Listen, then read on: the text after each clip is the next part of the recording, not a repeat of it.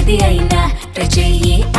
Chicken masala. తమిళనాడులో TVK ప్రభుత్వం బల నిరూపణ గండ నుంచి ఈజీగా గట్టెక్కేసింది. ఉన్న బలానికి మరికొంతమంది ఎమ్మెల్యేల మద్దతు ఇవ్వడంతో అసెంబ్లీలో సీఎం విజయం బలం మరింత పెరిగింది. అయితే బల నిరూపణకు ముందు సభలో కొన్ని నాటకీయ పరిణామాలు చోటు చేసుకున్నాయి. అవేంటో చూద్దాం. తమిళనాడు నూతన ముఖ్యమంత్రిగా ఎన్నికైన టీవీకే అధినేత విజయ్ శాసనసభలోనూ తన బలాన్ని నిరూపించుకున్నారు. బుధవారం జరిగిన బల పరీక్షలో విజయ్ ప్రభుత్వం స్పష్టమైన మెజార్టీతో నెగ్గింది.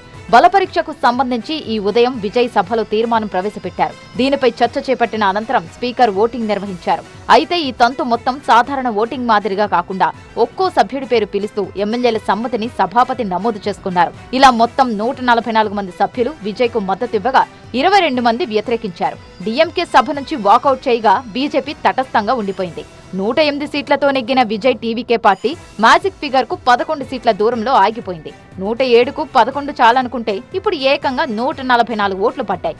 ఎన్నికల ఫలితాలు రాగానే కాంగ్రెస్ తర్వాత వీసీకే, ఐయుఎంఎల్, లెఫ్ట్ పార్టీలు మద్దతిచ్చాయి. దినకరన్ ఏఎంఎంకే పార్టీకున్న ఒక్క ఎమ్మెల్యే కూడా విజయ్ పంచన చేరాడు. ఇక డీఎండీకే ఎమ్మెల్యే ప్రేమలత విజయకాంత్ కూడా సపోర్ట్ ఇచ్చారు. ఇలా చిన్నా చితక పార్టీల మద్దతుతో విజయ్ బలం 144కు చేరుకుంది. మరోవైపు అంతకు ముందు చర్చ సందర్భంగా శాసనసభలో ఒకంత గందరగోళం ఏర్పడింది. మెజార్టీ కోసం తమ పార్టీ ఎమ్మెల్యేలను సీఎం విజయ్ కొనే ప్రయత్నం చేశారని అన్నాడీఎంకే అధినేత పళనిస్వామి ఆరోపించారు. ఇక విపక్ష నేత ఉదయనిధి స్టాలిన్ కూడా విజయ్ పై తీవ్ర విమర్శలు గుప్పించారు. రాష్ట్రానికి రియల్ ప్రభుత్వం కావాలి కానీ రియల్ ప్రభుత్వం కాదన్నారు. పుష్ప 2 మూవీ తరహాలో సోఫా సెట్లతో horse trading politics TVK party చేసిందని ఆరోపించారు. టీవీకేకు పూర్తి ప్రజా మద్దతు లేదని, ఆ పార్టీది అసలు గెలిపే కాదని విమర్శించారు. అందుకే తాము సభ నుంచి వాకౌట్ చేస్తున్నట్లు డీఎంకే ప్రకటించింది.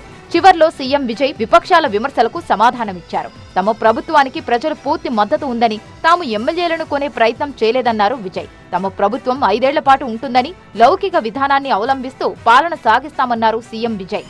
குதிரை பேரத்தில் எமது அரசு ஈடுபடுகிறது என்ற கருத்தை தெரிவித்த மாண்புமிகு உறுப்பினர் அவர்களுக்கு நான் ஒன்றை மட்டும் சொல்லிக் கொள்கிறேன்.